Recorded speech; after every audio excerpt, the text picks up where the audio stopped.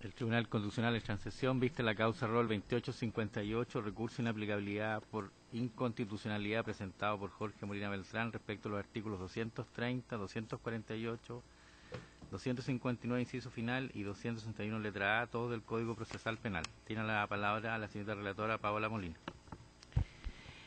Señoría, mediante presentación de fecha 2 de julio del año en curso, don Jorge Armando Molina Beltrán ha requerido a esta magistratura la declaración de inaplicabilidad por inconstitucionalidad de los artículos 230, 248, 259 inciso final y 261 letras A, todos del Código Procesal Penal, para que surte efectos básicamente en el recurso de apelación que se encuentra actualmente pendiente ante la Ilustrísima Corte de Apelaciones de Santiago respecto de la resolución dictada por el sexto juzgado de garantía de dicha jurisdicción, que negó lugar al forzamiento de la acusación rol número 1836 del año 2015. Esta causa se encuentra con el procedimiento suspendido por resolución de la segunda sala de esta magistratura. En cuanto a la inconstitucionalidad denunciada, la requirente sostiene que se infringe el 19 numeral 2 y tercero, inciso quinto, pero se refiere al debido proceso, por lo que debe entenderse la referencia al inciso sexto. Por otro lado, indica que se infringe el artículo 89 constitucional, sin embargo, de la lectura del requerimiento debe entenderse que se trata la referencia al artículo 83. Cuestiona la constitucionalidad de las normas que impugna, ya que expresan una supeditación de la acusación a la formalización de la investigación. En cuanto al artículo 230, sostiene que le da al fiscal la facultad de formalizar cuando lo estime oportuno. Sostiene que esta facultad privativa de los fiscales de formalizar de manera exclusiva y excluyente es discrecional y se trata de un acto procesal necesario para poder proseguir adelante con la investigación y hacer efectiva la pretensión de la víctima. En relación a los artículos 230 y 248 del Código Procesal Penal y a la infracción al 19 numeral 2 y el debido proceso, sostiene que el deber de investigar implícito en las normas constitucionales del Ministerio Público implica la concreción del derecho que le asiste a toda víctima de un hecho punible a lograr que el órgano persecutor, en cumplimiento del mandato constitucional, realice una investigación racional y justa, o sea, que cumpla con su deber de investigar, dado que es el único órgano que detenta la titularidad y el monopolio de la dirección de la investigación criminal, no resultando aceptable que la formalización, que es la llave del proceso penal, quede entregada de manera exclusiva y excluyente a un organismo todopoderoso que puede determinar por sí y ante sí y sin ningún control jurisdiccional cuando formaliza, al margen de consideraciones de racionalidad y justicia. Indica que el negarse a formalizar supone privar a la víctima del derecho que le otorga la Carta Política a un proceso racional y justo en el cual poder hacer valer sus derechos y lograr una tutela efectiva por medio de una sentencia, agregando que no parece congruente que el querellante no pueda seguir adelante con su pretensión penal, siendo la única vía de tutela jurisdiccional efectiva para hacer frente a la arbitrariedad o ligereza de la decisión del Ministerio Público este tipo de recurso. Agrega que en sentencia rol número 1542 se advierte por este tribunal de la desigualdad que generan los artículos 230 y 248 en relación a los derechos de la víctima y el querellante. En lo tocante a la infracción al artículo 83 de la Constitución Política, sostiene que la exclusividad del Ministerio Público es en razón de la investigación, no de la acción penal pública, que por tutela constitucional le corresponde a todos los ciudadanos. Indica que esta facultad se extralimita, lo que implica que solo el Ministerio Público puede dar inicio y fin a la acción penal, lo que implicaría dejar sin efecto el inciso segundo de este artículo, que establece que el ofendido por el delito y las demás personas que determina la ley podrán ejercer igualmente la acción penal. Invoca además los artículos quinto, inciso segundo de la Constitución Política, el artículo 24 de la Convención Americana de Derechos Humanos, el artículo séptimo de la Declaración Universal de Derechos Humanos, el artículo 2, número 3 del Pacto Internacional de Derechos Civiles y Políticos, y además, respecto de las otras normas impugnadas, los artículos 259, inciso final, y 261, letra A, del mismo Código Procesal Penal, se limita a transcribir las normas y a señalar que éstas impiden ejercer acusación particular sin formalización. En cuanto a los antecedentes fácticos de la gestión, La apelación, que en estricto rigor constituye la gestión pendiente y que se refiere, como se ha dicho, a la impugnación de la resolución que negó lugar al forzamiento de la acusación, se plantea en el contexto de una acción penal dirigida en contra de las psicólogas Carolina Alarcón Vázquez y Claudia Svilanovich Saldumbide por los delitos de asociación ilícita, falsificación de instrumento privado y ejercicio ilegal de la profesión. El requirente presentó querella en contra de las mencionadas al tomar conocimiento que la primera no tiene el título de psicóloga en Chile, se tituló en México, pero no ha convalidado dicho título en el Ministerio de Relaciones Exteriores ni lo ha revalidado en la Universidad de Chile y no aparece además en los registros de prestadores individuales de salud.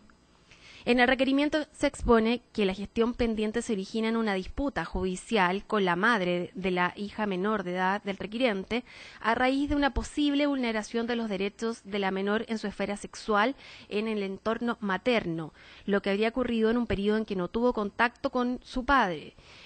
y de lo que dieron cuenta distintos informes, incluso del Servicio Médico Legal, lo que motivó al Tribunal de Familia a otorgarle el cuidado provisorio de la niña. Agrega que la madre, contradiciendo la orden del Tribunal de Familia, decidió atenderse en Profam, ex ONG Valórate, de la cual la querellada Carolina Alarcón es directora, emitiendo en la causa diversos informes en los que se individualizó como psicóloga clínica y calificó los informes como preinformes periciales, efectuando evaluaciones de la madre, recomendando la revinculación de esta con la hija, sin tener entrevistas con la niña, en circunstancias además que la terapia de reparación de la niña había sido encomendada por el tribunal al Centro Nacional de la Familia, CENFA. Señala que estos informes sirvieron de base para resoluciones judiciales como la que devolvió el cuidado personal a la madre y además para otros peritajes como el del Cabas, que señaló o determinó la exculpación del abuelo materno, contrariando otros informes y que sirvió además de sustento al sobreseimiento definitivo de este. Indica, además, que la querellada ha emitido informes y ha prestado declaración en calidad de perito psicólogo en varias causas que se ventilan ante la jurisdicción de tribunales de familia de Santiago y de Pudahuel desde el año 2010. En cuanto a los antecedentes aportados por la querellada Alarcón Vázquez en sus observaciones, se desprende que la coimputada Claudia Svilanovich fue sobreseída definitivamente por los 3 delitos imputados antes reseñados, resolución que fue confirmada por la Corte de Apelaciones de Santiago con costas con fecha 7 de abril de este año. Se agrega que posteriormente, ante el apercibimiento de cierre de la investigación por parte de la defensa, el Ministerio Público procedió con fecha 29 de mayo a decretar el cierre de la investigación y a comunicar la decisión de no perseverar en el procedimiento, lo que fue efectivamente comunicado en la audiencia celebrada con fecha 18 de junio pasado, en que además no se dio lugar al forzamiento de la acusación, lo que motivó la apelación que constituye la gestión pendiente que invoca la parte requirente en el presente requerimiento. Además, se sobreseyó parcial y definitivamente a la querellada Alarcón Vázquez de los delitos de asociación ilícita y de falsificación de instrumento privado, negándose lugar a la solicitud de la defensa de sobreseer también por el delito de ejercicio ilegal de la profesión, recurriendo también la querellada respecto de la resolución en esta parte. En cuanto a las observaciones del Ministerio Público, solicita el rechazo del requerimiento, haciendo presente en primer término, respecto del artículo 230 del Código Procesal Penal, que la gestión que se invocaría como pendiente se refiere a un recurso de apelación contra la resolución que rechazó el forzamiento de la acusación, que sería inapelable, de conformidad con el inciso final del artículo 258 del Código Procesal Penal, destacando que el escenario en el que se plantea la solicitud es que ya se cerró la investigación y ya se ejerció la facultad del Ministerio Público de comunicar la decisión de no perseverar, prevista en la letra C del artículo 248 del referido cuerpo normativo, de manera que la regla atacada no tendrá aplicación, lo que por sí solo deberá conducir al rechazo del requerimiento, argumento que también fue planteado al evacuar el traslado de admisibilidad, invocando la causal del numeral 5 del artículo 84 de la Ley Orgánica. Hace notar, por otro lado, que el requiriente no objeta al artículo 229 del Código Procesal Penal, que es el precepto legal que define la formalización como el acto mediante el cual el fiscal comunica al imputado, en presencia del juez de garantía, de que desarrolla actualmente una investigación en su contra respecto de uno o más delitos determinados. En segundo lugar, sostiene que existe un conjunto de pronunciamientos de este tribunal que indica y en orden a que la norma en cuestión no se contrapone con las disposiciones constitucionales, lo que señala hizo valer al evacuar el traslado de admisibilidad, invocando al efecto la causal del numeral 2 del artículo 84 de la Ley Orgánica Constitucional de este tribunal. Precedentes que representan una clara y constante línea jurisprudencial que entrega elementos suficientes para desestimar el requerimiento. En tercer lugar, en cuanto al cuestionamiento de la formalización como un acto exclusivo y excluyente del Ministerio Público, señala que el requiriente pasa por alto, que es el artículo 83 de la Constitución Política, la que ha puesto en manos del Ministerio Público la investigación de los delitos con exclusividad. Agrega que la formalización no es un acto inocuo o intrascendente, por lo que tal acto no puede salir de la competencia del órgano encargado de la investigación.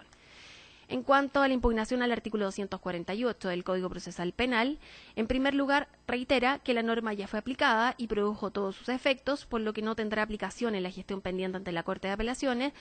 de manera que correspondería rechazar el requerimiento en esta parte. Sostiene que la letra B de este artículo, que no ha sido cuestionado, indica que una vez cerrada la investigación, el fiscal podrá formular acusación cuanto estimare que la investigación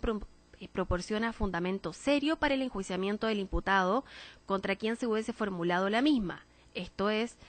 toda vez que de acuerdo con la Constitución Política le corresponde ejercer la acción penal en su caso. Indica que el mismo precepto recoge la hipótesis de que la investigación no arroje tales fundamentos serios para llevar al acusado a un juicio, en cuyo caso no procede que el fiscal presente acusación, mismo fundamento que comparte la decisión de no perseverar, correspondiéndole dicha apreciación obviamente a quien dirige en forma exclusiva la investigación, lo que se ajusta por lo demás al mandato de objetividad en el ejercicio de su labor y al principio acusatorio. Hace presente que este tribunal ha rechazado en 5 oportunidades solicitudes de inaplicabilidad respecto de la letra C del artículo 248 del Código de Procedimiento Penal, citando al efecto los roles. Por último, hace presente lo señalado por esta magistratura, en orden a que no es esta la vía idónea para ejercer el control sobre los actos de determinada autoridad. Respecto a la impugnación a los artículos 259, inciso final, y 261, letra A del Código Procesal Penal, señala que procede desestimar también la pretensión dirigida a obtener la inaplicabilidad de estos preceptos porque no se entregan elementos de juicio para apoyar tal decisión, careciendo de fundamentos el requerimiento a este respecto. Y en cuanto al conjunto de las normas objetadas, critica que el requerimiento persigue la obtención de un régimen procedimental acorde a los intereses del requirente. En cuanto a las observaciones de la querellada Carolina Alarcón Vázquez, también solicita el rechazo del requerimiento en términos similares a los planteados por el Ministerio Público. Señala que la decisión de no perseverar en la investigación del Ministerio Público es fundada, agregando que tanto la parte querellante como la defensa tuvieron la oportunidad de participar activamente allegando pruebas de cargo y de descargo, antecedentes que luego de una ponderación del Ministerio Público lo llevaron a la decisión de no perseverar en la investigación. Invoca al efecto el principio de objetividad con que debe actuar el Ministerio Público y el de racionalidad de los recursos públicos en el sentido de que si no existían antecedentes suficientes para fundar una acusación, la decisión del Ministerio Público es adecuada a derecho y tomada dentro de sus facultades. En similares términos al Ministerio Público, en cuanto a la inconstitucionalidad de los artículos 230 y 248 del Código Procesal Penal, sostiene que la parte requirente no desvirtúa de manera alguna diversas sentencias de esta magistratura que han desestimado requerimientos de igual naturaleza que individualiza, y en lo relativo a los otros artículos 259 y 261 letra A del Código Procesal Penal,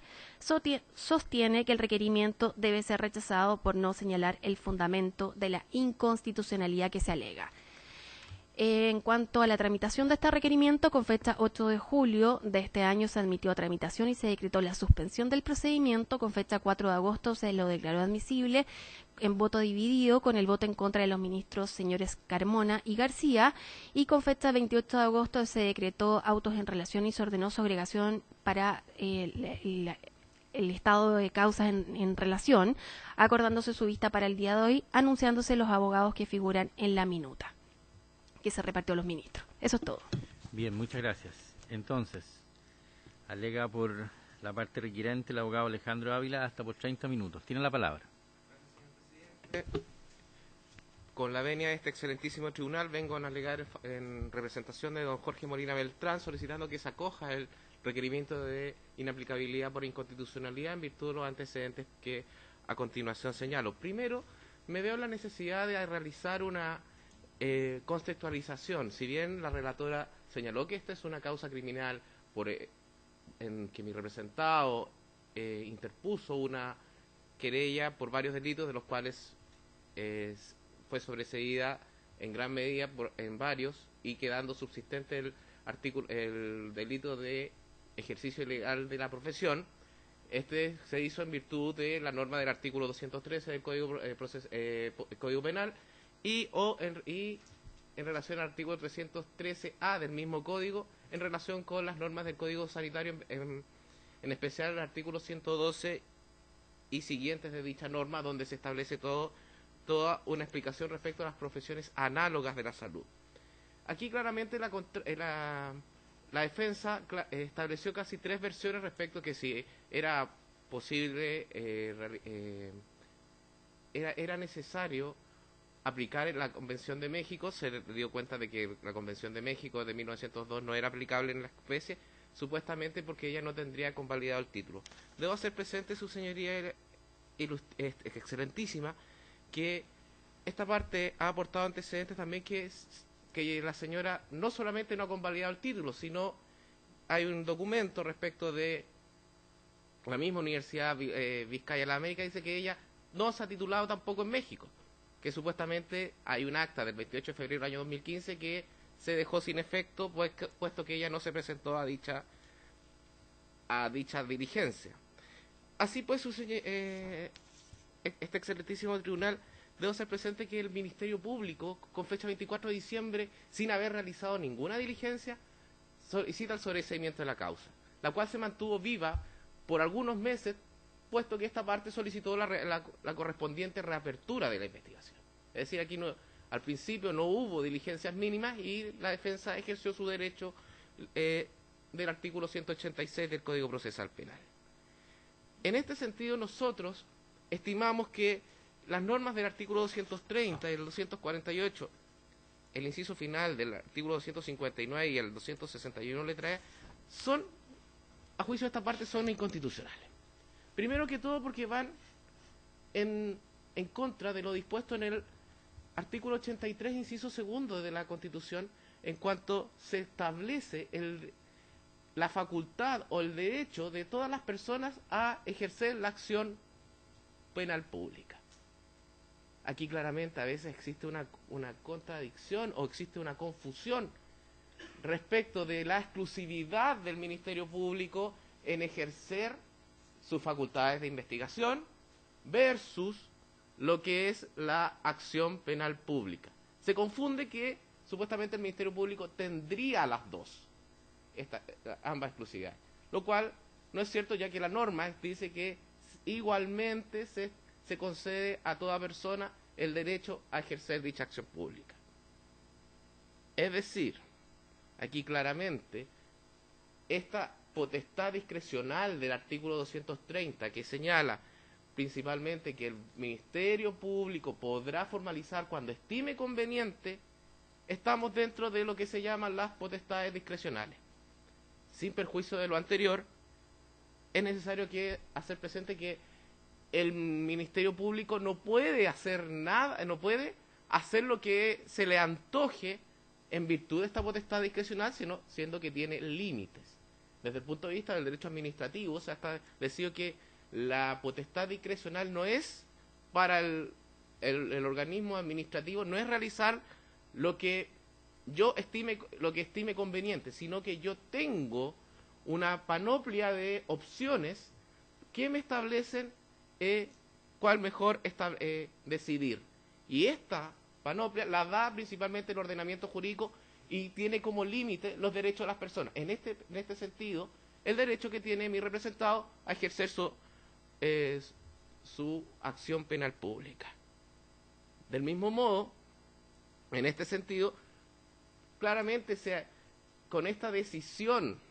del Ministerio Público de ejercer la facultad de no perseverar en el procedimiento, claramente impide a mi representado seguir realizando seguir o concluir su acción penal pública. Es decir, claro, se le está dando a un organismo administrativo que diga, comunico no perseverar en la investigación bajo la premisa de que no se han tenido los suficientes antecedentes para acusar. Pero la norma impide al particular a seguir adelante con esta acción pública, puesto que lo que ha dicho reiteradamente la jurisprudencia y la jurisprudencia mayoritaria en materia de forzamiento de la acusación es que debe haber una formalización antes de proceder a un forzamiento de la acusación. Lo cual, claramente, esta parte lo discute, toda vez que, si bien existe jurisprudencia minoritaria en dicho sentido, que ha dicho que, en virtud de esta acción penal pública, se debe tomar en cuenta que al interponer una acción penal pública debe terminarse en virtud de una orden jurisdiccional. Asimismo, estas normas, en su conjunto, establecen que impiden o infringen el artículo 19, número 3, inciso sexto de la Constitución, en cuanto al proceso justo y al debido proceso. Es decir, aquí se impide o se pone en una situación totalmente desventajosa a mi representado, no pareciendo congruente esta situación por esta situación o por esta decisión discrecional de un organismo administrativo, tomando en cuenta que la causa se inició por una querella. Y aquí tenemos que saber, y aquí hay un tema que es súper importante, su señoría excelentísima, en cuanto a la facultad de la letra C del artículo 248, en cuanto deben realizarse las diligencias necesarias, cosa que aquí se realizaron muy pocas, se realizaron algunos oficios. Esta parte tuvo que constreñir al Ministerio Público a través de una reapertura de la investigación para realizar algunas de las diligencias. Es decir, claramente, aquí la facultad discrecional del Ministerio Público tiene que hacerse en virtud de lo que se llaman las diligencias necesarias, puesto que el mismo principio de objetividad lo establece. Así pues, su señoría excelentísima, debo hacer presente que nuestra jurisprudencia, la jurisprudencia del excelentísimo tribunal, en la causa 815-2007, trata exactamente casi este mismo tema respecto al artículo 230 del Código Procesal Penal y declara inaplicable dicha norma. Establece que dice que si bien es cierto es una atribución discrecional, no por ello debe ser arbitraria. E incluso se llega a razonar que al querellante no le queda otra salida que impugnar por esta vía de la inaplicabilidad la norma del artículo 230 y las otras normas para poder conseguir realizar o poder perseguir su acción penal pública. Es decir, para ejercer su derecho tiene que venir al Tribunal Constitucional para que declare inaplicable, puesto que se ha estimado esta barrera de la formalización en dicho sentido. Debo hacer presente su señoría excelentísima que también se establece que el Ministerio Público tiene que realizar una investigación racional y justa, tiene que establecer ciertos elementos, tiene que realizar y cuando existan los antecedentes correspondientes, tiene el deber de formalizar. En este sentido, nosotros aportamos la gran cantidad de antecedentes y claramente nosotros como querellantes, o la parte que represento, interpuso la acción solicitó el forzamiento de la acusación para poder realizar esta situación, o para realizar, para lograr una sentencia, independiente del resultado de la sentencia, sea absolutoria o condenatoria, se pidió el forzamiento, lo cual fue rechazado, y eso es lo que tiene que decidir, en definitiva, la Ilustrísima Corte de Apelaciones de Santiago. Asimismo,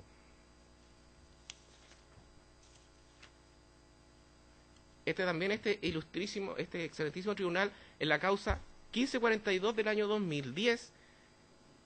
establece que existe como una desigualdad de posiciones entre el artículo 230 y el artículo 248, puesto que se establece que la formalización es un trámite esencial para el nuevo procedimiento penal. Esta no puede ser concebida como en una dimensión omnívora, donde el fiscal puede decidir o si la materializa o no. Es decir, claramente no puede decidir casi como por corazonada, decir que sigo o no, formalizo o no, o sigo o no con esta investigación. En este sentido, claramente se han conculcado respecto también varios derechos o varias garantías establecidas en los tratados internacionales que dicen directamente con la tutela efectiva o el derecho de mi representado a solicitar la tutela efectiva de los intereses jurídicos ante los tribunales de justicia. Claramente los dijo muy bien la señorita relatora. Ahora bien, necesito hacerme cargo de lo que ha señalado el Ministerio Público y la propia defensa. Claramente, aquí se nos ha establecido que supuestamente dicho artículo no sería el artículo 130, el 242 y el 261 y 259 inciso final, 261 letra A, serían constitucionales, puesto que está dentro de las facultades que establece el 83 inciso primero. Pero claramente, nuevamente, en este sentido se cae en el error que no se distingue entre investigación y acción penal. Claramente, en este sentido, la posibilidad de esforzamiento de la acusación se estableció principalmente para que el particular, no estando de acuerdo con la decisión del Ministerio Público, pueda continuar con la acción independiente del resultado. Claramente aquí hay una actitud reduccionista o principalmente un racionamiento totalmente disminutivo respecto a la acción penal. La acción penal no es solamente poner en marcha una maquinaria llamado procedimiento penal, o solamente puedo poner una denuncia a los tribunales de justicia para que después siga todo su curso. Así no es en el sistema chileno y no ha sido nunca en ese sentido. Aquí claramente va principalmente en el sentido de que no solamente va en el sentido de la pretensión procesal, sino va acerca del legítimo reconocimiento de un derecho subjetivo como el requisito para una acción procesal, por lo cual se establece que son derechos consagrados, intereses materiales dentro de los parámetros que las leyes, siendo titulares, es tratar la acción como el reconocimiento jurisdiccional de la tutela. Es decir, yo puedo y yo establezco o yo pido a los tribunales que tutelen mis derechos. Yo solicito a los tribunales de justicia que, frente a una situación que me encuentro agraviado o que es constitutivo, poder perseguir que se restablezca la paz social. Pero no solamente, y aquí claramente se ha reducido al hecho de que la acción penal solamente busca la sanción, busca la pena, sino también busca una serie de elementos, quizás el restablecimiento de la paz social, el reconocimiento de un derecho, la posibilidad de realizar ciertas compensaciones, de disminuir ciertos daños que se le han generado a mi representado, por lo cual claramente reducirla solamente a la sanción claramente no es lo que ha establecido el constituyente en dicho sentido, por lo cual necesariamente dichas normas deben ser claramente declaradas inconstitucionales. Se nos ha dicho que nosotros no hemos hecho una relación clara respecto del artículo 259, inciso final, y artículo 261, letra A. Y solamente se estableció que impiden realizar o ejercer el forzamiento de la acusación. ¿Y basado en qué? Puesto que las normas anteriormente señaladas establecen como un requisito sine non quis en cuanto a la procedencia de una acusación que no pueden ser hechos diversos a la formalización. ¿Cómo yo puedo forzar una acusación siendo que no hay formalización? Claramente existe un vacío legal o existe que se le impide a mi representado establecer seguir su acción penal realizada por la querella en dicho sentido para poder conseguir los fines del procedimiento penal. En dicho sentido, su señoría excelentísima, debo hacer presente que si estaríamos discutiendo o si no, se nos podría decir, perfecto, no tiene ese... ¿Y dónde queda el principio de congruencia? Esa es una pregunta que nosotros la respondemos en dicho sentido. Principalmente cuanto que la congruencia no la estaría dando la formalización, sino lo estaría dando, en dicho sentido, la exigencia que establece el mismo legislador en la letra D del artículo 113, donde se le exige al querellante hacer una indicación de los hechos, incluso con fecha y hora, si lo supiere. Claramente, dicha exigencia en cuanto al principio de congruencia, en el caso de un forzamiento de la acusación, sin una formalización de la investigación, la daría esta relación de los hechos que ha realizado el querellante y claramente que tendría que ser la misma en su acusación y tendría que ser la misma en la sentencia. Es decir, para poder realizar los fines del procedimiento, entonces, ¿cuál sería el fin de dicha norma del artículo 113, letra D, en cuanto al establecimiento de los hechos con tanto detalle? Si no es para establecer claramente los hechos en los cuales versaría la acción penal. Por eso el 261 reduce la acción del querellante en cuanto a la acusación particular, al decir que es principalmente la acusación particular no puede exceder la formalización. Está limitando la acción penal de, en este caso, mi representado, y está limitando a mi representado poder realizar otras gestiones para poder conseguir los fines del procedimiento. Y me llama la atención también que el Ministerio Público establece o ha establecido también dentro de todas las alegaciones que ha realizado en sus escritos respecto de que esto rompería un status quo, principalmente que esto abriría una puerta en cuanto a cualquier persona cuya formalización no se realizare, perfectamente el particular podría realizar un forzamiento y podría perseguir la acción penal pública de manera independiente. E incluso se ha llegado a señalar que podría convertirse en una acción penal privada, puesto que es el querellante el que lleva la voz cantante en dicho sentido y que sería demasiado riesgoso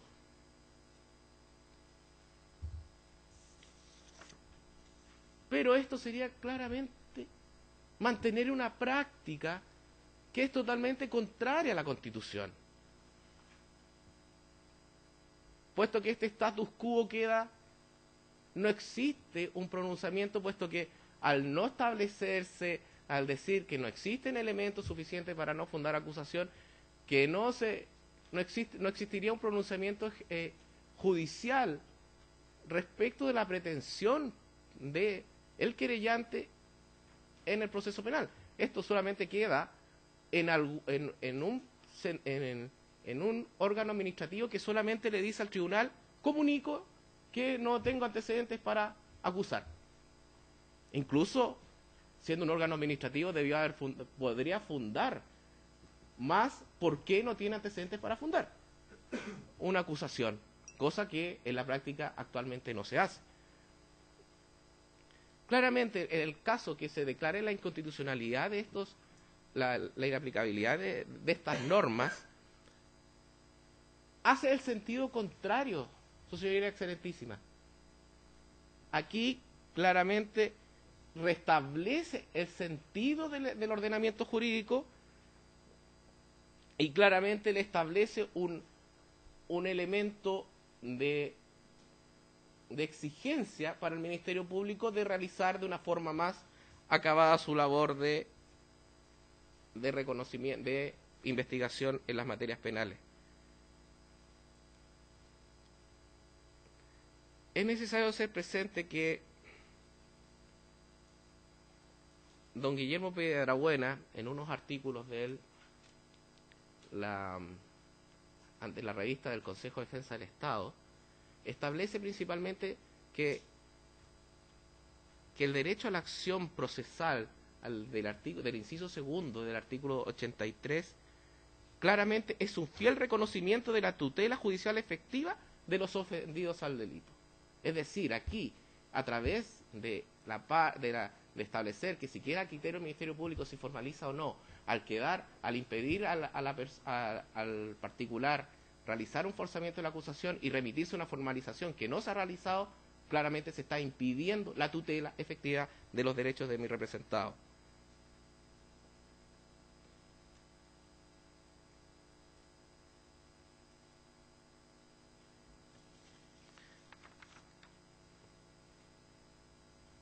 Asimismo,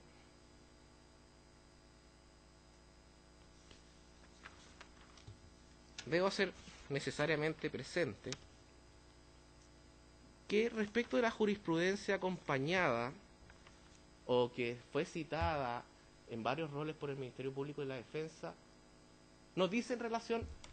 una relación tangencial con lo que estamos viendo en este requerimiento. Dicen relación, principalmente, veamos, la mayoría dice respecto de una suspensión condicional. Por lo menos de los que citó el Ministerio Público, gran mayoría se hablaba de un forzamiento respecto de una suspensión condicional del procedimiento, donde sabemos que es un acuerdo entre la Fiscalía y el imputado respecto de ciertas condiciones. Hay uno solo también que señalan esta pugna entre el artículo 230 y el artículo 186, que nosotros no hemos, en ese sentido, solicitado su inaplicabilidad, basado en el hecho que sabemos que la norma del artículo 186 va en beneficio del imputado y no del querellante. Por eso nosotros queremos hacer valer la norma del forzamiento de la acusación y por eso solicitamos la inconstitucionalidad del 261 letra A y del 259, porque el 261 remite al 259 los caracteres de la acusación. Por lo cual se hace necesario en dicho sentido establecer que si se declarara inaplicable dichas normas, claramente permitirían a mi representado poder ejercer su acción penal. Así pues, en el fallo del 817, en el considerando 14, dice que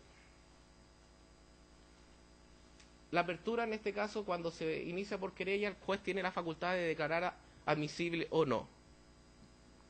Lo cual esto genera la apertura del proceso. Es decir, aquí claramente cuando se ha declarado admisible, el Ministerio Público tiene que investigar. En dicho sentido, si se inició por querella, el Ministerio Público, si él no tiene antecedente, tiene que claramente otorgarse un forzamiento de la acusación para el querellante para que siga con la misma.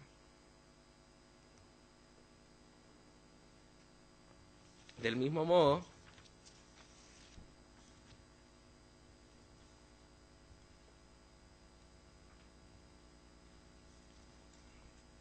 debo hacer presente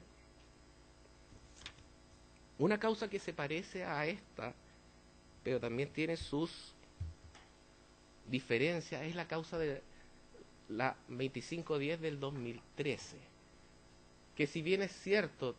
trata de solamente, pero esa causa solamente, el requerimiento solamente ataca el artículo 230 del Código Procesal Penal, pero no toca ninguna otra más. Pero tampoco habla del forzamiento de la acusación, pero también habla del derecho, de la tutela efectiva respecto de los tribunales de justicia, lo cual se ve impedido por todas estas normas del Código Procesal Penal que le establecen esta facultad al Ministerio, esta omnipresencia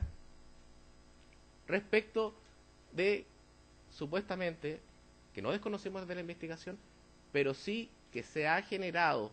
en los hechos un impedimento para que el particular pueda ejercer la acción penal. Por lo cual, tomando en cuenta lo anterior, solicito a este excelentísimo Tribunal Constitucional declare la inaplicabilidad de dichas normas por inconstitucionalidad. Muy bien, muchas gracias. Por el Ministerio Público corresponde que alegue el abogado Hernán Ferrera hasta por 20 minutos. Tiene la palabra. Muchas gracias, señor presidente. Con su autorización, alego por la parte del Ministerio Público y solicito, por los argumentos que expongo en lo que sigue, que sea desestimado este requerimiento de inaplicabilidad. Muy brevemente, esta es una causa penal que se ha iniciado efectivamente por una querella. Es una querella que se dirige en contra de dos personas a quienes se les imputa 3 delitos, cada una, ¿no es cierto?, participación en ellos, ejercicio ilegal de la profesión, asociación ilícita y falsificación y uso malicioso de instrumentos privados, ¿no? Esta es una investigación que está inmersa en una contienda de familia, ¿no es cierto?, hay una disputa judicial hasta donde sabemos de largo aliento respecto de dos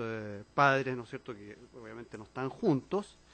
y ha tenido sucesivos episodios tanto en sede de los juzgados de familia como en sedes penales. Como antecedente a esta causa ya hubo anteriormente una querella contra otro profesional que había intervenido también en esta causa que terminó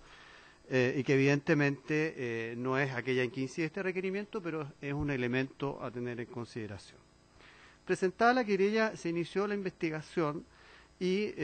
dentro de los antecedentes que fueron aportados a esta, entre otras cosas, había alguno respecto de la principal imputada, que es por quien se recurre, ¿no es cierto?, en este caso,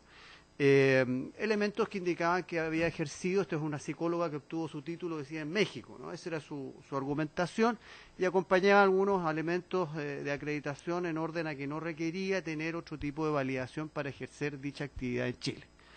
Y entre otros elementos había una comunicación hecha por un funcionario del organismo pertinente de la Cancillería que le señalaba que efectivamente no era necesario que cumpliera algún trámite adicional más que justificar su calidad de psicóloga con la titulación pertinente en México, ¿no? El Ministerio Público pidió el cierre, comunicó el cierre de esta investigación, pero antes de llevarse a cabo la audiencia respectiva surgieron algunos elementos que cuestionaban la veracidad de dichas comunicaciones. Entonces, en la audiencia donde la parte querellante pide la reapertura de esta investigación, el Ministerio Público desiste de una solicitud que había hecho de sobreseimiento y se allana a la reapertura y el tribunal reabre la investigación. Reabre esta investigación, entonces el Ministerio Público ahora se aboca a investigar la veracidad de las comunicaciones que se habían obtenido y se lleva a cabo una investigación a este respecto, con la que se concluye que dichas comunicaciones eran verídicas, ¿no? Se vuelve a cerrar esta investigación, se produce la audiencia, se comunica decisión de no perseverar, ¿no es cierto?, y luego viene el debate relativo a la posibilidad de proceder al forzamiento por parte de la querellante y el sobreseimiento respecto de la defensa. En el camino, y esto para situar efectivamente en qué está la gestión pendiente, en el camino ya se ha sobreseído por los 3 ilícitos a una de las acusadas. En la audiencia, en la última audiencia donde se discutió, se comunicó la decisión de no perseverar y se produjeron otros debates, se resolvió también el sobreseimiento de la otra imputada respecto de 2 delitos y quedó pendiente exclusivamente el delito de ejercicio ilegal de la profesión, ¿no? Eso es lo que queda hoy día de esta discusión. Y respecto de las decisiones que se adoptaron en ese minuto, se ejerce un recurso de apelación por la parte querellante, por la que pretende de la Corte de Apelaciones obtener autorización para forzar la acusación, eso está pendiente, y otro recurso por parte de la defensa, por la que pretende que la Corte de Apelaciones determine el sobreseimiento definitivo por el último delito que queda vigente respecto de una de las imputadas. La otra, como sabemos, ya está fuera de esta discusión. Esa es la gestión pendiente. Luego, lo que nosotros hemos hecho, en definitiva, para contestar y pedir el rechazo de este requerimiento, es primeramente situar el problema analizando regla por regla de aquellas que están cuestionadas. Respecto del artículo 230,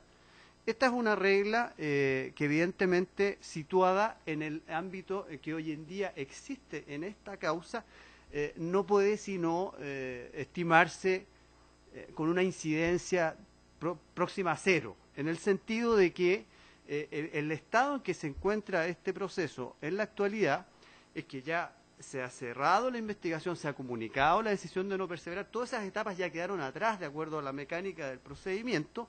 y lo que está en discusión hoy en día es la posibilidad de llevar a cabo o no un procedimiento forzado, ¿no es cierto?, donde el querellante es el que lleva la acusación en contra de la persona imputada, ¿no? Eso es lo que está en discusión. En nuestro concepto, esto evidentemente impide acceder a este reclamo porque evidentemente ya no estamos frente a una investigación abierta, que es el ámbito donde naturalmente se puede llevar a cabo una formalización, ¿no? Es una formalización de la investigación. Si no hay una investigación, evidentemente es una actividad que no se puede llevar a cabo. En términos lógicos, ¿no es cierto?, se explica por sí mismo este problema. La segunda cuestión a la que hemos apuntado es que, como hemos escuchado previamente, existe en el cuestionamiento de estas reglas fundamentalmente una crítica a que la formalización haya sido puesto exclusivamente en manos del Ministerio Público, y esta la ejerce a un modo que, desde luego, la parte querellante no comparte. Yo no voy a entrar a discutir, evidentemente, aquí porque no corresponde si llevamos a cabo más o menos actividades investigativas, si hemos ejercido esto de manera omnímoda. Yo entiendo que el tribunal tiene una opinión muy clara a este respecto, que estos no son mecanismos para efectuar ese tipo de controles. Pero lo que en este punto interesa a nosotros es hacer ver que en el ejercicio de esta facultad, ¿no es cierto?, de formalizar, se ha dejado de cuestionar la regla que determina que esta es una actividad propia del fiscal, que es el artículo 229. Más allá de todo lo que se puede decir respecto al artículo 230, el artículo 229 del Código dice que esa es una actividad que lleva a cabo el fiscal. Y eso no tiene no corre ningún riesgo ni siquiera en esta discusión, ¿no? Por lo que también evidentemente aporta a poner dificultad, ¿no es cierto?, a lo que se viene solicitando en el requerimiento. Nosotros a este respecto evidentemente hemos hecho ver, y muy brevemente me hago cargo, ¿no es cierto?, de los fallos que hemos hecho referencia. Efectivamente hay un fallo del año 2008 que tiene un ingreso del año 2007, 815, por todos muy conocido, cuya resolución, en lo resolutivo, básicamente lo que señala es que se hace lugar al requerimiento, entendiendo que la facultad de formalizar no puede llevarse a cabo en términos tales que deje de producirse tal formalización en términos que sencillamente se deje transcurrir el plazo de prescripción hasta la extinción del delito. Es decir, sin buscar una forma de terminar el procedimiento que está vigente. Después de ese requerimiento, los demás han sido desestimados y nosotros hemos hecho referencia a ellos, nos parecen todos pertinentes, hemos hecho referencia en nuestra contestación, por lo que no los voy a repetir. Me detengo solamente en el último y más reciente sobre esta materia, que es de enero del año 2014. Corresponde al ingreso 2510, al que se ha hecho referencia por parte de la requirente. Y aquí me interesa destacar tres cosas. Primero es que en ese requerimiento, cuando se falla, hay un rechazo, ¿no es cierto?, del cuestionamiento, que es muy parecido al que estamos analizando el día de hoy. Lo primero que se hace ver en esa sentencia es efectivamente el estado en que se encuentra ese procedimiento, que efectivamente corresponde con lo que nosotros ya hemos hecho ver en este alegato. Es decir, hay una consideración en ese fallo, particularmente al caso en que se encuentra. Es una situación bastante parecida en términos de que ya ha concluido la investigación, han ocurrido una serie de fenómenos procesales, entre otros que ya estamos en etapas posteriores donde ya no es posible, ¿no es cierto?, volver a llevar a cabo una formalización, salvo ciertas condiciones, ¿no es cierto?, a las que haremos referencia más adelante. Pero dice además ese fallo que la Constitución se ha preocupado,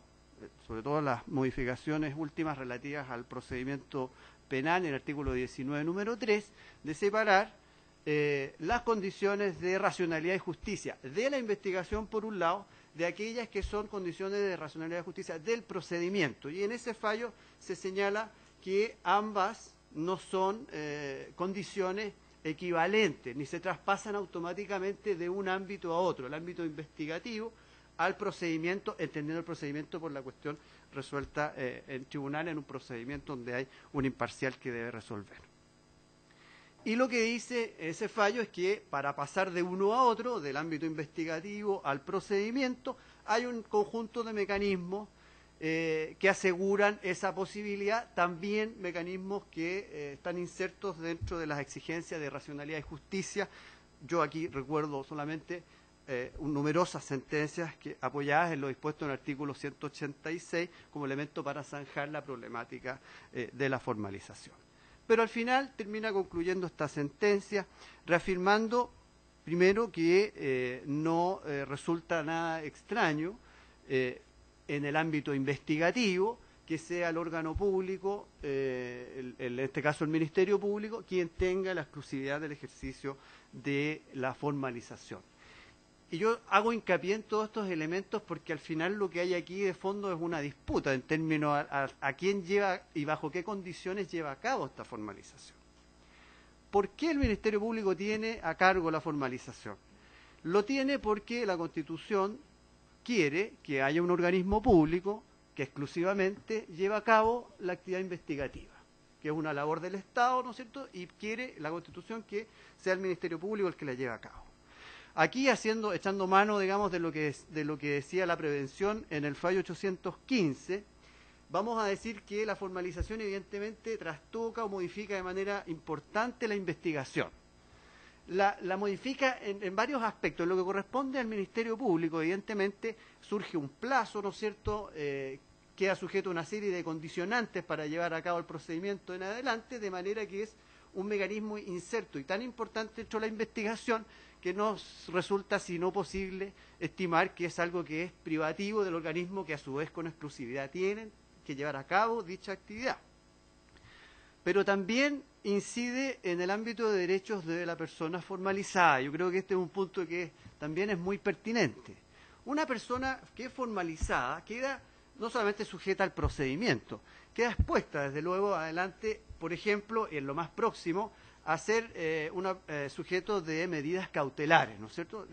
Las medidas cautelares requieren una formalización, por lo tanto, una vez que se lleva a cabo esto, la persona queda expuesta, ¿no es cierto?, arriesga una medida cautelar. Y eventualmente, en etapas posteriores, una acusación y ser llevado a un juicio, donde arriesga ya derechamente ser castigado, ¿no es cierto?, por haber tenido participación en un ilícito. La formalización, por lo mismo, no es una actividad inocente, es decir, se suele decir que es una actividad que es puramente garantista, en el sentido de que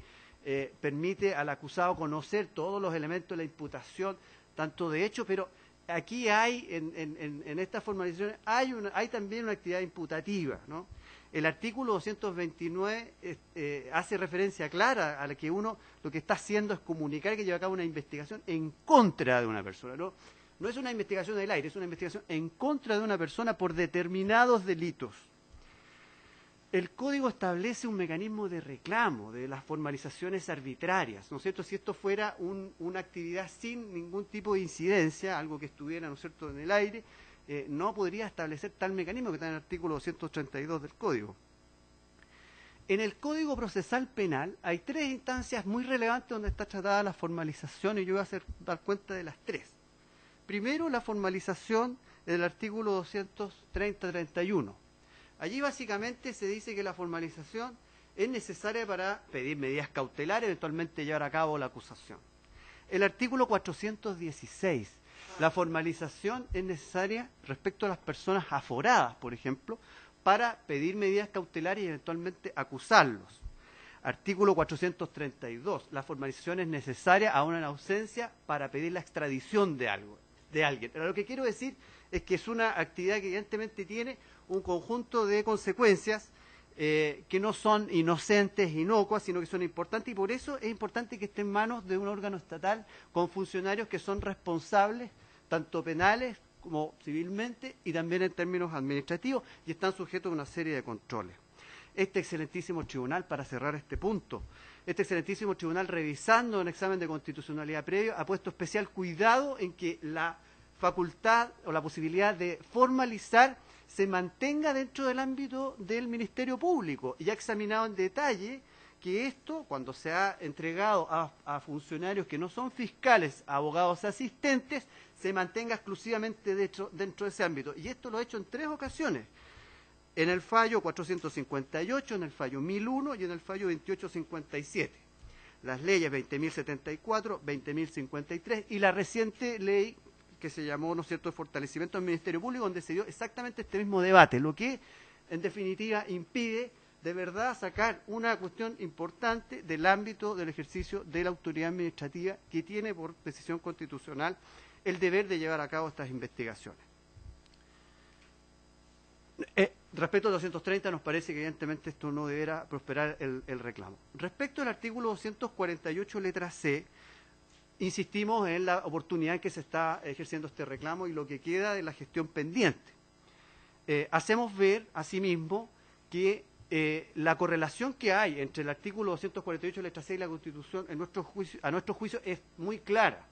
La Constitución no le pide al Ministerio Público acusar a todo evento a las personas. La Constitución le dice al Ministerio Público acuse en su caso y acuse en la forma que señala la ley. Es decir, la Constitución supone que el Ministerio Público no va a acusar a alguien, no obstante haber llevado a cabo una investigación. Y ese espacio, el espacio donde el Ministerio Público dice no voy a acusar a esta persona que estoy investigando, es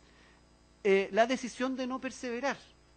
Es porque no tengo elementos suficientes para llevar a cabo una acusación. Eso es. Y el artículo 248, que está dividido en diversas secciones, en la letra B reitera esto, le dice al Ministerio Público: usted acuse si tiene fundamento serio. Es decir, en la parte donde no hay fundamento serio, lo que está cubierto es la decisión de no perseverar. Evidentemente allí hay una evaluación que dice no voy a hallar a esta persona porque no tengo suficiente elemento para arriesgarla eventualmente a una pena, digamos. Ese es el cálculo que tiene que hacer el funcionario que tiene a cargo esta labor. Por lo tanto, letra B y letra C del 248, nuestros conceptos tienen exactamente el mismo fundamento. No parece pertinente enjuiciar una sin enjuiciar la otra. Verse forzado al órgano público, en definitiva, a acusar a todo evento, es algo que evidentemente contraviene cualquier criterio de racionalidad y justicia en un procedimiento. Hay una valoración aquí que tiene que llevar a cabo el funcionario a cargo y debe llevarla a cabo en los términos que están señalados en la ley. Desde luego, esta cuestión también ha sido revisada en numerosas oportunidades.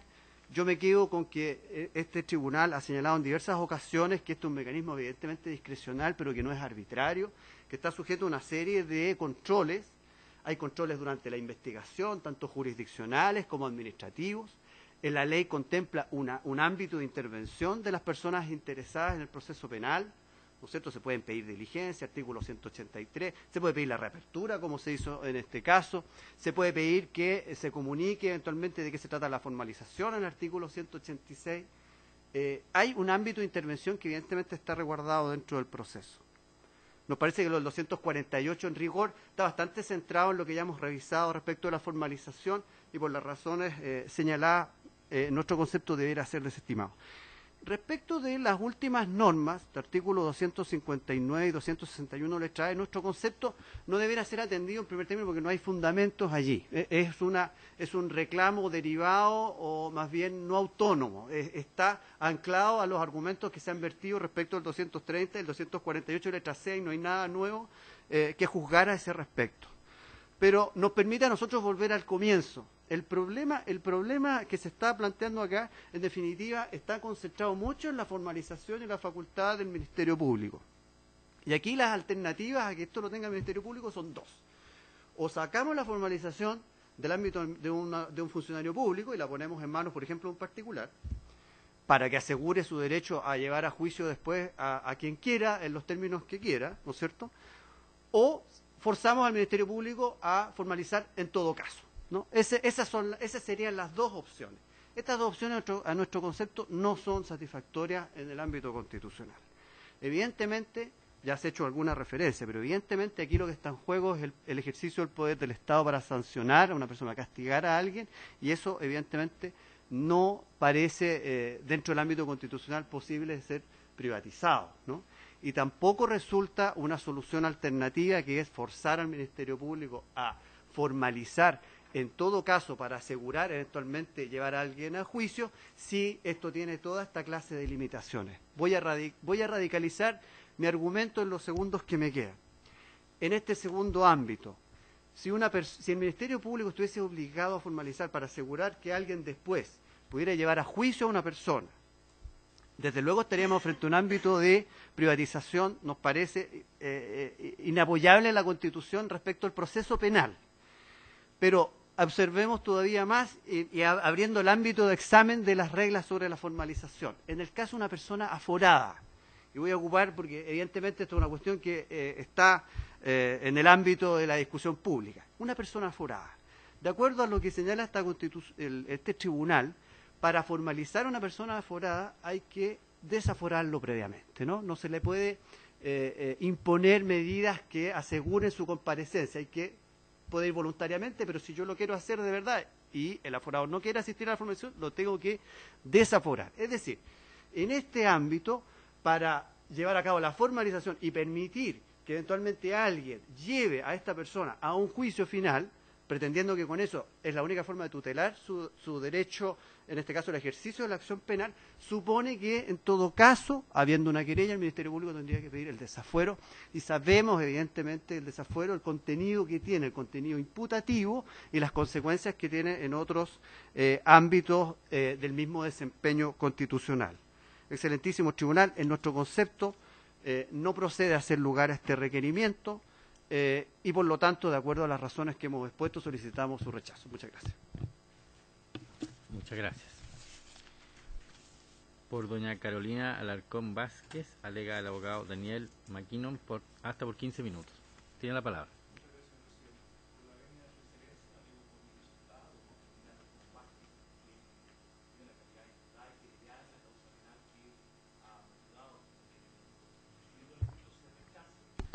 Viendo al efecto se rechace por cuanto de los antecedentes que emanan del requerimiento en cuestión no hay fundamento, sustento alguno para que se acogiera. Anticipo a vuestra excelencia que mis alegaciones probablemente serán de un tiempo menor al cual me ha anunciado, atendido que la relación ha sido bastante acabada y las alegaciones del colega del Ministerio Público han cubierto más o menos todos los antecedentes que justifican el rechazo del requerimiento. No obstante lo anterior, para los efectos de fundar el rechazo, creo que es necesario manifestar que el Ministerio Público, en las actuaciones que tuvo en esta causa,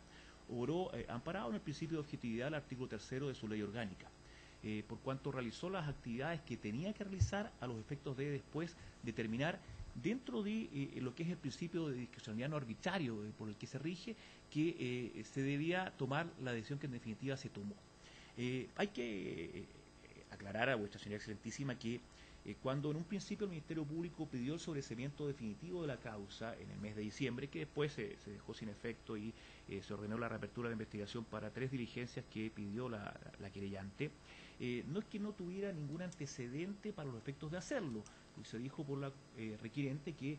no había realizado ninguna diligencia. No obstante ello, en la carpeta investigativa obraban ingentes documentos presentados tanto por la parte querellante como por esta defensa que justificaban la actitud que en ese momento tuvo la fiscal que llevaba la causa, doña María Alejandra Bravo. Dentro de los documentos con los cuales se amparó para pedir esa solicitud en su momento a la fiscal, habían 20 diversos documentos que esta defensa presentó, justificando los estudios de mi representada en México, en la Universidad Vizcaya de las Américas, acompañando todas las concentraciones de notas y diversos documentos que acreditaban esta calidad de psicóloga que ella tenía y en base a la cual creyó obrar conforme a derecho en sus actividades como psicóloga dentro de nuestra nación. Dentro de esos documentos, excelentísimo tribunal, había ya lo anticipó el señor fiscal que alega esta causa, el Ministerio Público, había un documento que le entregó en su momento el jefe del Departamento Jurídico Consular del Ministerio de Relaciones Exteriores, que le decía que su título no requería de ninguna convalidación para los efectos de ejercer en Chile, en base a lo que él en su momento entendió. Y en base a ese documento y en base a los otros, la fiscal tomó la decisión que en ese momento era la del sobreseimiento definitivo. Después, este jefe del Departamento Jurídico Consular del Ministerio de Relaciones Exteriores cambió de opinión y le dijo a un otro funcionario del Ministerio Público que él no había redactado ese correo electrónico por medio del cual le comunicó esto a doña Carolina, que este abogado defensor presentó en la Fiscalía. En ese entendido, la fiscal se retrotrajo con esta decisión de sobreseer definitivamente la causa y abrió un nuevo RUC, una nueva investigación por un eventual delito de presentación de documentos falsos en juicio, o de obstrucción de la investigación, mejor dicho, que después terminó un sobreseimiento definitivo porque en la investigación el funcionario del Ministerio de Relaciones Exteriores reconoció haber dado esa información a doña Carolina erróneamente en su concepto. Es decir, había una serie de antecedentes que justificaban el actuar del Ministerio Público en ese momento. Después, con la reapertura de la investigación, se practicaron más diligencias que llevaron al Ministerio Público nuevamente a tomar la decisión de no perseverar respecto de la causa en cuestión. En el intertanto, entre el medio, esta defensa pidió un sobreseimiento respecto de la causa y se sobreseyó a la otra coimputada, otra psicóloga, esta titulada en Chile, doña Claudia Filano y Saldumbide, que fue también imputada de los mismos 3 extraños delitos a nuestro concepto interpuestos en la querella, por cuanto, si bien podría discutirse el tema del ejercicio ilegal de la profesión, era incomprensible que se hubiera imputado también una asociación ilícita del 292 del Código Penal y además una suerte de falsificación ideológica de instrumentos privados. Y bastante sui generis en la petición que se hizo en la querella del 197 en relación con el 193 número 2, 3 y 4, o sea, un delito que no existe, una falsificación de instrumentos ideológica de instrumentos privados no puede darse, la jurisprudencia de la doctrina es uniforme en eso. En ese entendido, esas 2 imputaciones, más la de ejercicio legal de la profesión, respecto de la señora Vilano y Saldumbide, fue sobreseída por el sexto juzgado de garantía, un sobreseimiento parcial solamente respecto a esta imputada. Esa resolución fue apelada por la contraria y fue confirmada por la Ilustrísima Corte de Apelaciones en forma unánime y además se declaró, por una confirmación con declaración, de que se condenaban costas a la querellante porque no había ningún motivo que justificar esta imputación en contra de doña Claudia, que se había titulado psicóloga en Chile y que además se le hacía esta imputación bastante sui generis de una falsificación ideológica de instrumento privado y de una asociación ilícita. Más adelante en la causa, después de este sobreseimiento confirmado por la Corte, el Ministerio Público sigue adelante con la investigación, se hace un apercibimiento de ese reporte de defensa y se cierra, conforme a derecho, la investigación. En ese entendido, el Ministerio Público no tenía muchas alternativas después del cierre. Eventualmente la alternativa que le quedaba era, dentro del 10º día, acusar o en su defecto tomar la decisión que tomó, que fue la decisión de no perseverar. Cuando se hace esto, este defensor también pide que en la audiencia en que se comunique esta decisión de no perseverar se discuta o debata un sobreseimiento definitivo, que fue lo que se hizo y que llevó al magistrado que tomó la audiencia en aquel momento, el señor Vázquez, del sexto juzgado de garantía, a sobreseer parcialmente la causa en lo que respecta a doña Carolina, solamente respecto de la falsificación de instrumento privado del 197 en concordancia con el 193 número 2, 3 y 4 y de esta suerte de asociación ilícita criminal de los 192 del Código Penal, pero dejó subsistente el ejercicio legal de la profesión. Respecto de esto, como ya se ha dicho,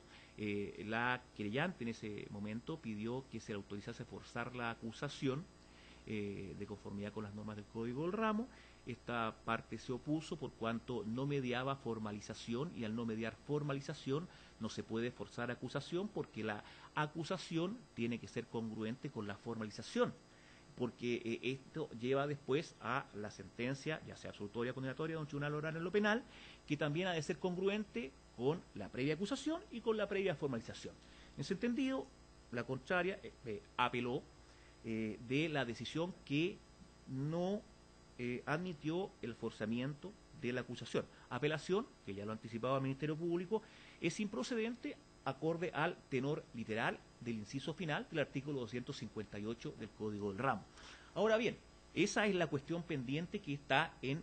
la Ilustrísima Corte de Apelaciones, a puertas de verse, suspendido por la resolución de Vuestra Excelencia que declaró admisible este requerimiento. Atendida que esa es la resolución que está pendiente, creemos nosotros que la regla atacada, o sea, los artículos que ha atacado la contraria en su requerimiento,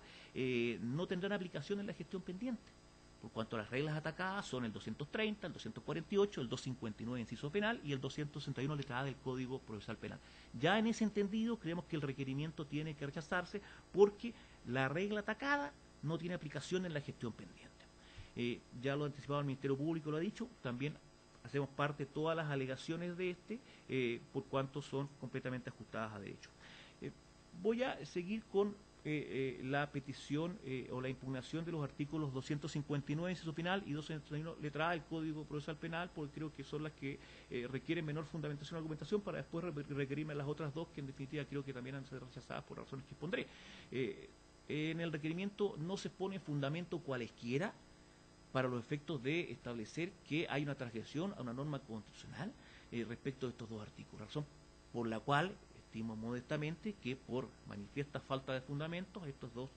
preceptos que son impugnados tienen que ser rechazados por Vuestra Excelencia. En lo que respecta a los otros dos preceptos impugnados, Su Excelencia ya se ha pronunciado en diversas oportunidades y todas las últimas diversas oportunidades en que se pronunció respecto del 230 y 248 ha rechazado los requerimientos por los fundamentos que ha expresado en sus diversas sentencias. En lo que respecta al 230 hay 6 diversos fallos que Vuestra Excelencia lo va a saber, pero lo repito, son los 1244 del 2008, 1337 del 2009, 1380 del 2009, 1445 del 2009, 1467 del 2009 y 2510 del 2013. En todos esos fallos de Vuestra Excelencia se ha rechazado la pretensión de diversas personas, diversos requirientes, para que se declare inconstitucional el 230 del Código Procesal Penal. En lo que respecta al otro precepto legal impugnado, el 248 del mismo texto legal, hay 5 diversos fallos, a lo menos de Vuestra Excelencia, que también rechaza la pretensión que se ha hecho de declararlos inconstitucional. Son los fallos de número 1341 del 2009, 1404 del 2009, 1394 del 2009, 2561 del 2013 y 2680 del 2014. En ese entendido, existiendo todos estos fallos en que hay un criterio uniforme de Vuestra Excelencia respecto de la postura en cuanto a estos artículos en cuestión, creemos nosotros que, como ya lo ha dicho Su Excelencia en diversos fallos, ha de estarse o ha de remitirse a lo que se resolvió en su momento en el fallo de este tribunal número 171 del año 93, que en su considerando 15º, entre otras cosas, dice que los cambios de doctrina jurídica por lo general deben producirse siempre que existan motivos o razones fundamentales que los justifiquen. Atendido la certeza y seguridad jurídica que requieren obviamente las normas legales aplicables en Chile. En ese entendido, atendido los fallos antes citados y este fallo del año 1993 que se refiere a los fundamentos que debe haber para cambiar el criterio jurídico, creemos que el requerimiento en sí debe ser rechazado por Vuestra Excelencia. A mayor abundamiento, creemos que el Ministerio Público ha actuado en base a todos y cada uno de los principios que rigen su actuar. El principio de exclusividad de la investigación. Es quien tiene la investigación, que duda cabe. Los fallos de Vuestra Excelencia así lo han dicho en forma reiterada. El principio de discrecionalidad no arbitrario. Aquí no ha habido arbitrariedad. El Ministerio Público, en base a los antecedentes que tenía, obró como tenía que obrar. No había fundamentos para una acusación. Más aún, atendido los sui generis de la querella en cuestión. Las imputaciones que se hicieron caer la querella por su propio peso. La querella, con el debido respeto, Su Señoría Santísima, en nuestro concepto es una querella hecha aparentemente al tuntún, en el sentido que a esa palabra le da el diccionario de la Real Academia de la Lengua Española, es decir, sin reflexión, sin previsión o certidumbre ni conocimiento del asunto. ¿Cómo se explica que se impute una falsificación ideológica de instrumento privado? Cosa que no existe. ¿Cómo se explica que se impute una asociación ilícita criminal del 292 del Código Penal. El 292 del Código Penal, el señor debe saber, no contempla muchos elementos para los efectos de determinar cómo se explicita que estemos ante este tipo penal, pero la doctrina y la jurisprudencia, la doctrina nacional, también la extranjera, da innumerables elementos o requisitos para que estemos ante un tipo penal de esas características. Hay diversos fallos nacionales, el más connotado es el fallo dictado por la excelentísima Corte Suprema, en el caso de don Claudio Spinel Vilensky. Hay una serie de otros fallos también al respecto, en materia de doctrina internacional, la obra de la Asociación Ilícita de doña Patricia Ziffer, una doctrina argentina, también se refiere respecto a todos los elementos del tipo. O sea, había una serie de antecedentes que demostraban que la querella en cuestión no tenía sustento. En definitiva, si 2 de los 3 tipos penales no tenían ningún sustento, el Ministerio Público ha atendido también de que la prueba que había no era suficiente, la prueba que se llegó no era realmente relevante, tomó la decisión que tomó. Ahora bien, yendo un poco más allá, además el Ministerio Público tomó la decisión que tomó, también puede haberlo hecho por criterios jurídicos. Eventualmente, si doña Carolina actuó como actuó, habiendo sido, no asesorada, sino en el fondo, habiendo sido comentado su circunstancia, su situación de los estudios en México, y habiéndosele dicho por un funcionario del Departamento Jurídico Consular del Ministerio de Relaciones Exteriores que podía ejercer en Chile, eventualmente doña Carolina igual podría haber actuado bajo un error de prohibición, por cuanto los antecedentes de que disponía quizá la facultaban en su entendimiento, sin tener mayores conocimientos al respecto, para poder ejercer en Chile, habiendo estudiado en México, y si un funcionario de alto rango de la Cancillería le dice que puede ejercer sin necesidad de convalidar su título, podríamos estar incluso en error de prohibición. Entonces más se justifica aún el actuar del Ministerio Público, un tema discutible, por supuesto, pero aún más se justifica el actuar del Ministerio Público y se demuestra que actuó en base a todos los principios a los que se ha hecho alusión. Amén de los principios que ya he citado, también tenemos el principio de oficialidad, el ente persecutor quien decide o determina quién se formaliza,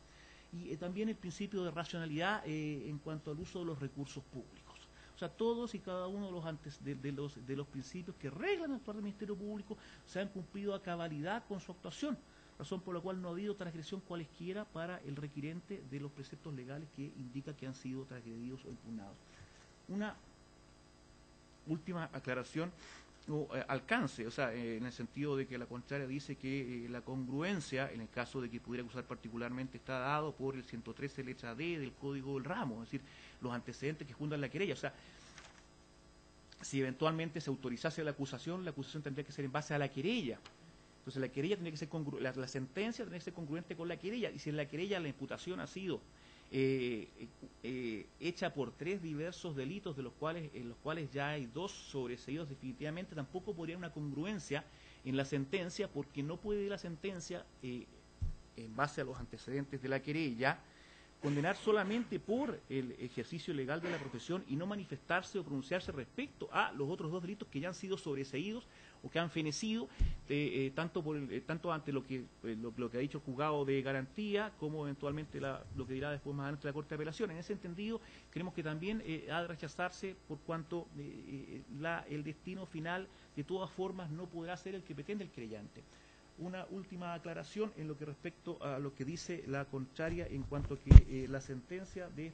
Su Excelencia, la causa Rol 2510-2013, no habla del forzamiento de la acusación. Ellos no están así. En el considerando 20º de dicha sentencia se manifiesta específicamente Vuestra Excelencia respecto al forzamiento de la acusación, citando al efecto dos diversos fallos, el 1337 y el 1380, diciendo que en referencia al artículo 186, que también señala el contradictor que es en beneficio del imputado y no del querellante, a lo cual también se refiere Vuestra Excelencia diciendo que no están así, porque el querellante igual puede hacer uso del artículo 186 para forzar la acusación. Se ha entendido la sentencia en cuestión a que ha hecho alusión la contraria, diciendo que no habla de forzamiento de la acusación, no es efectivo, y también lo que respecta a lo que dice que el artículo 186 va solamente en beneficio del imputado, tampoco es efectivo, conforme al que ya ha resuelto Vuestra Excelencia en diversas oportunidades. En ese entendido, excelentísimo tribunal, habiéndose además agotado mi tiempo de alegación, lo que se requiere, como ya se anticipó, es que se rechace el requerimiento. en lo que respecta al 259 y 261 por manifiesta falta de fundamento, y en lo que respecta al 230, 248 principalmente porque ya vuestra excelencia tiene una opinión formada al respecto, lo que le da certeza jurídica a estos argumentos, a estas normas impugnadas, y además porque principalmente el Ministerio Público ha actuado dentro de sus atribuciones y en base a todos los principios que rigen su actuar. Eso es todo, vuestra excelencia. Muchas gracias. Bien, muchas gracias. Señores ministros, señoras ministras, ¿alguna pregunta? ¿No? Muy bien. Concluye entonces la vista de la causa.